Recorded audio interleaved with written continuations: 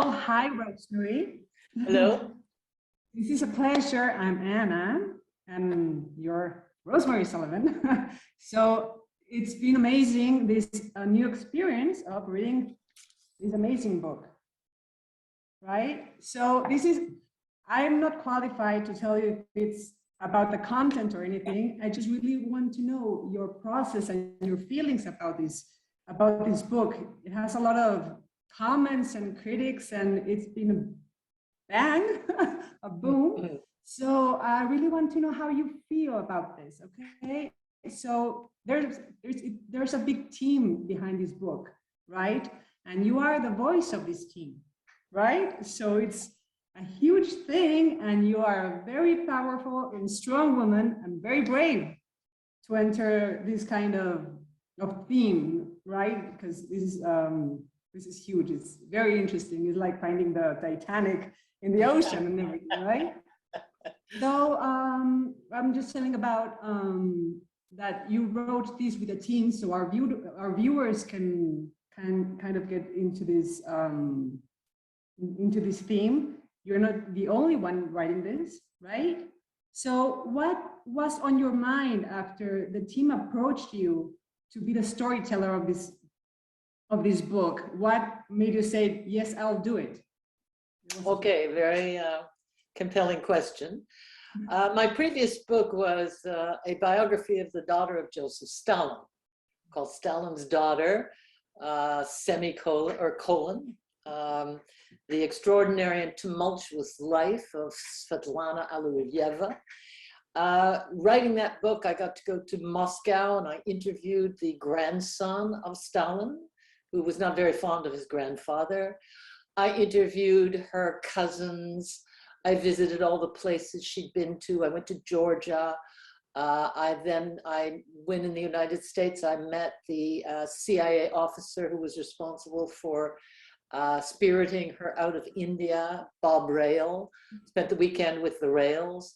And then I became very close with Svetlana's own daughter, whom she called Olga, but who changed her name to Cressy to be American.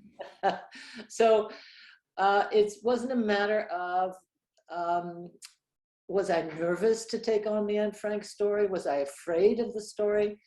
The only issue was, what would it be like to write a book when I hadn't done the research? Because in previous occasions, my book Villa Herbel, World War II Escape in a House in Marseille, I had the pleasure of watching the postman drop CIA files and KGB files and FBI files at my doorstep. You know, I did it all myself. Wow. And for me, the exciting part of biography is often the subtext, the story underneath as you search.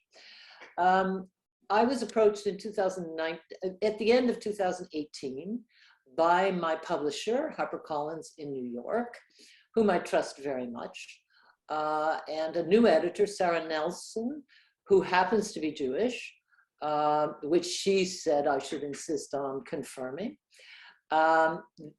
They approached me and said they had this project and were looking for a writer, and I was the first name that came up. It's flattering, but also I've, like most of my generation, had an attachment to Anne Frank. I had read her book in school when I was a kid. It had been kind of shocking, but you know, not astonishingly disturbing to read about this child who was incarcerated in a warehouse space for 2 years and 1 month, because the story ended 3 days before her arrest and apprehension and shipment off to Auschwitz. So when I considered taking on this project, I took my time and read the biographies of Anne Frank, of Otto Frank, the wonderful books that have come out and so on. And I thought, you know, this is an important story to tell. And I have to say, I don't know if you're aware of it as you're reading it, but it's a warning. It's a warning about what's happening now, because it begins, I insisted to the group that I couldn't just describe their amazing and meticulous research, the cold case investigation. I said I had to give some sense to the modern reader of who Anne Frank and her family and the other people in hiding were, because while the name Anne Frank is internationally recognizable, people don't know the details, especially young people. So it started in 1933 with a dinner party that Otto Frank attended with his wife. And they heard over the radio that Hitler had been nominated chancellor. And the friends said, well, let's see what the man can do. We heard that now, didn't we? Let's see what Trump can do. And immediately, Otto Frank knew what the man could do, and he left the country to save his family. So the incremental accumulation of propaganda, of lies, of distortions, which ended in war, in World War. I'm not saying we're there, but we have to be very careful about the ideological divisiveness that's shattering so many countries. So that's why I say yes. Good. You're born a little bit after the war. Yeah, I'm one of the baby boomers. Yeah. So, and it's closer, as you say, because many people right now are the teens, and they're not so familiar with Anne Frank, right? But us, we know. You're a bit young. Our story, and well, appearances, but thank you. And what is your emotional connection? Well, let me just say before I turn to that, Vince Pankow, who was the FBI former investigative officer, now retired, who took on the responsibility to direct the investigation. Vince said he did a survey. Of course, it was a casual survey, but asking high school students and teachers that he knew and so on, how did the young high school students in the United States know that 6 million Jews perished in the Second World War? Did they know? And the answer was no. I mean, a large proportion did not know the story. Now, those who did would have watched Schindler's List, but that's your generation, you know? Their generation is into Star Wars and various other things. So it was an important story to tell and keep retelling. What is my attachment to Anne Frank? When I read the book as a kid, as I said, you know, it was a moving book, but you had no ground to understand what it was about. When I read it now, I'm shocked. I think in the chapter where I talk about the book, I talk about it as a living book in a way that many books aren't, because when it was read in 1947, which was when Otto Frank first proposed it, publishers didn't want to publish it because it was disturbing. It was made into a film. It was also done as a play. And what was emphasized in those days was Anne's comment that despite everything, she still believed in the good in man. But by the 60s and 70s, the attention had shifted to her warning that there is something in the human being that is capable of quite astonished that this 15-year-old kid, she was 13 to 15 writing the diary, her perceptiveness, I mean, sometimes she's just a kid complaining about her mother, you know, and posting photographs of the Queen on the walls. The rest of the time, she's incredibly intelligent. And the loss of Anne Frank, large loss. Yeah, and her resilience, right? Yeah. It's amazing. Because in fact, in her diary, she describes the claustrophobia, points of view that were outside the hiders, turning to the helpers. And when Miepkes and Beth Voskuil described spending one night in the attic hiding, because Anne had asked them to join her, they said the level of fear was terrifying. And to live with them. Yeah. Unimaginable, right? Really, really. Yeah, and also not to go outside for 2 years, not to open a window for 2 years. Yeah. Really astonishing. And to live from 9 in the morning till 5 at night in total quiet, because any noise would alert the workers in the warehouse below. It's inconceivable that they could do that, but they did, which indicates what occupation by a fascist military regime really is. The level of fear dictates how people act. And until one thinks about that, and one doesn't really understand what was going on. Yeah, we can not really imagine, even if we try, right? Yeah. It's unbelievable. And also, it's the comparison that we've been through pandemic, right? And you wrote this book during the pandemic. And we were so like, can't stand this, can't stand this. Can't stand it. But you can go out the window. But here, they couldn't even breathe. They couldn't make any noise or anything. No, I know. Yeah. And here everybody is studying, reading books, doing intelligent things, while the Nazi henchmen are outside burning books and arresting people and sending millions of people off to the death camps. I mean, it was a strange experience, this pandemic, because I signed the contract for the book in 2019, and then got to go to Amsterdam and spend a month there, which is why I could conclude the book with visits to all these resistance museums, the zoo where people hid, the Holocaust Museum, the various places where Anne's family lived, and so on. And so I had a real sense of the texture of her life before and during, because of course I went to the Anne Frank house a couple of times, but I also met Peter Van Twisk and Thijs Beyen and Vince Pankow. It was very funny. I was sitting with Vince in the harbor, and there was this beautiful yacht that pulled up, I mean, monster yacht. And Vince looks like and feels like your benevolent uncle. And he said, boy, that reminds me of the day I was on the deck of a yacht like that with the head of the Colombian drug trade. I was undercover. You know, you realize he had, you know, quite a bit of experience behind him. Yeah, and it's I find it amazing how you could try to get into the scene that you were in pandemic and trying to understand how it felt. Yeah, writing the book.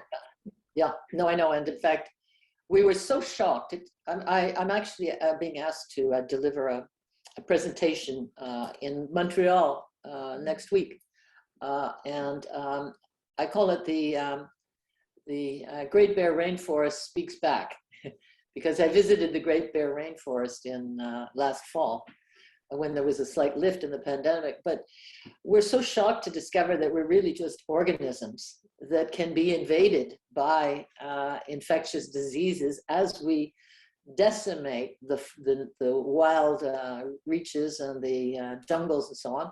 Of course, we're going to get diseases that, you know, but it's so hard for us to believe that, you know? Yeah. Because we think we're top dogs in the evolutionary chain, right? We're just organisms. Yeah, we feel powerful and everything, right? Yeah. And we just... Well, thank God we have doctors who are brilliant enough to have come up with vaccinations and so on, and are preparing for the next pandemic, right? But we really must do something about environmental disasters. Yeah. Yeah, we should. We should start moving. So being inside, you know, living inside a pandemic where time changed. It wasn't time, our experience of time has permanently altered because of the pandemic, I think.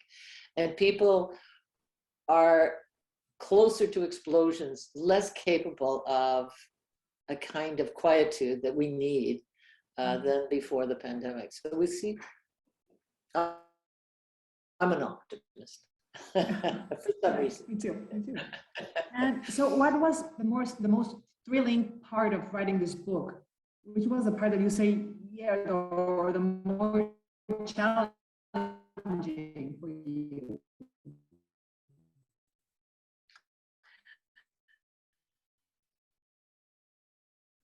The more thrilling was, oddly enough, that it was. I mean, the idea was coming. He made his family control his life was taken away from him moment by moment by moment. And his capacity for resilience and strength is amazing. Watching him discover slowly that his whole family had disappeared, then receiving the diary that Miep had saved, hoping to give it back to Anne, and she gave it to him, reading it and discovering how brilliant his child was, and deciding that he would publish it in 1947, meeting by chance on a platform as he was being repatriated to Amsterdam, a woman who 8 years later would become his wife. Fritzi would say, you know, she had lost her son and husband, and he would say, because we have both suffered the same loss, we can actually live together. We don't have to speak of it, we just live it. I was just astonished by, I think, the heroism of that man. It was really fun working with the cold case team, because I got to travel with them to go to, for instance, Camp Westerbork, which was the transit camp, and ask them what it was like to be dealing with such a dark material.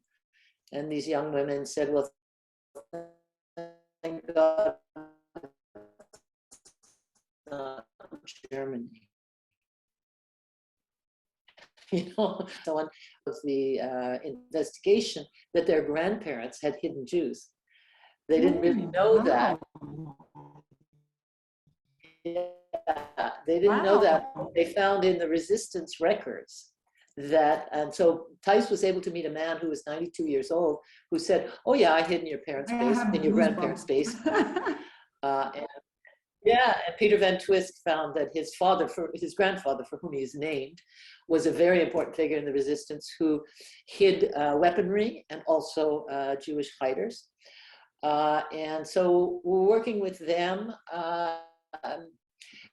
and then walking through Amsterdam and discovering it was a city of memory. There are so many monuments to that time. One of my favorite was the zoo, because the zoo, about 300 people hid in the zoo. And so the zookeeper would put down a platform so they could go hide in the monkey area, and then, you know, yeah, I know. I mean, it was very moving.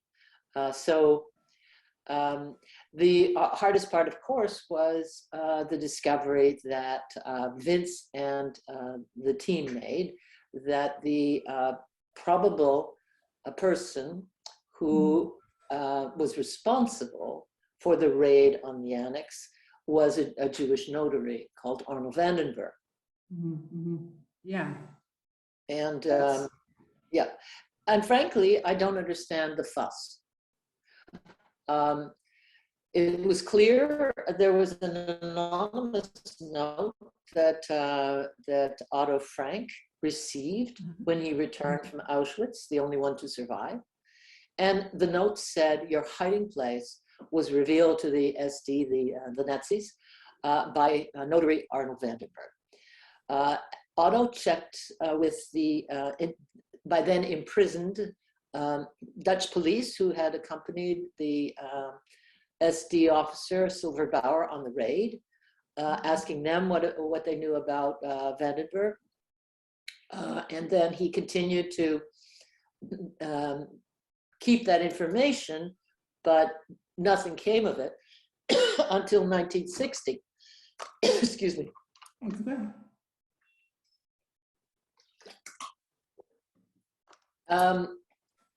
So what you have to take first is that Vince sat there, you know, probably reading that note 100 times, and then realized it was saying your address.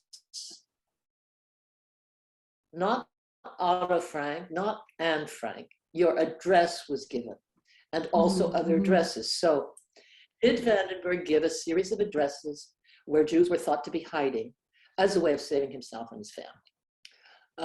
Then Vince examined the change in Otto Frank by 1960.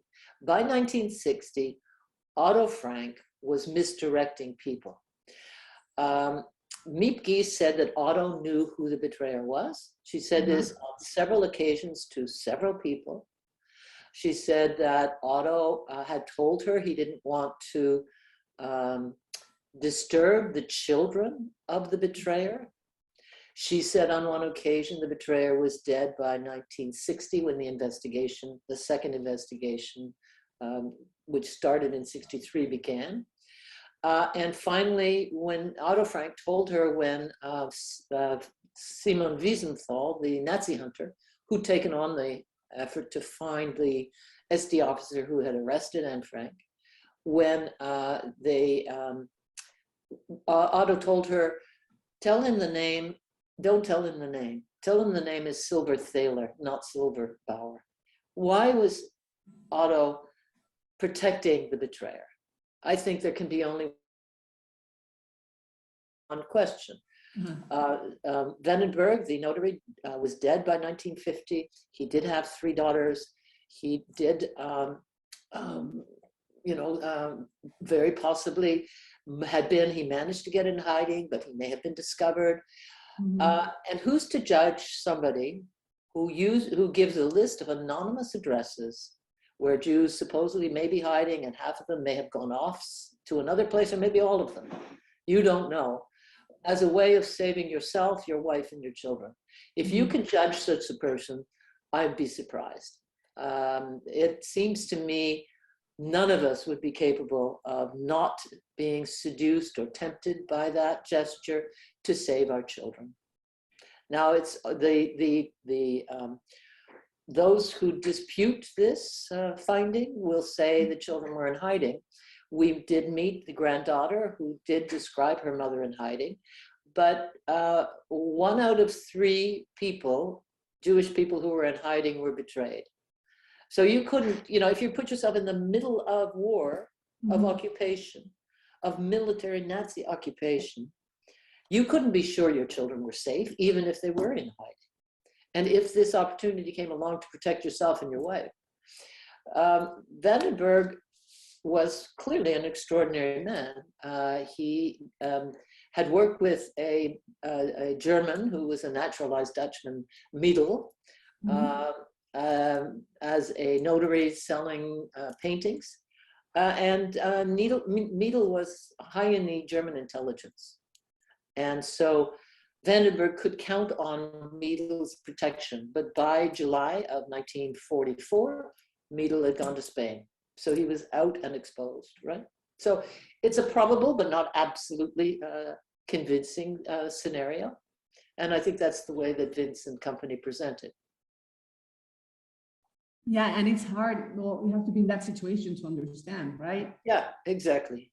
Who could? Because right now, I think we're in a time where everybody can say anything about anything, right? We are all experts. And so, Yeah. What? So it doesn't bother me, frankly. If somebody wants to take an opposition position on a book I write, fine. I mean, that's what free speech is all about. But to have a publisher cancel and withdraw a book, that's not acceptable. That is not how a publisher should be censored for that. If you've published a book, you stand behind it. And so that's the only thing. And even that, the number of positive responses we've gotten has been huge. Recently, there was one from a very high-level woman who is part of the Dutch cold case team, investigative team in the police, who said, the work was wonderful, thorough, important, but the opposition comes from the fact that it's our Anne Frank, our Jewish counsel, and you don't tread on that territory. So yeah, you don't touch it. It's sacred, right? Yeah, and that's the whole thing about you and your team being bold about this, right? And it's amazing, and of course it was going to give all this 50-50. Yeah, and I think that's very brave to do a thing like this. I think we all should read this book to get more information about it, and then yeah, we can all make our personal Judgment. thinking and Yeah. everything. Yeah. Yeah. You know, In fact, and- you know, it didn't start out. I think what might be compelling about the book is you've got at least 12 suspects. yeah. Examining each suspect, you get a sense of what living under Nazi occupation was like.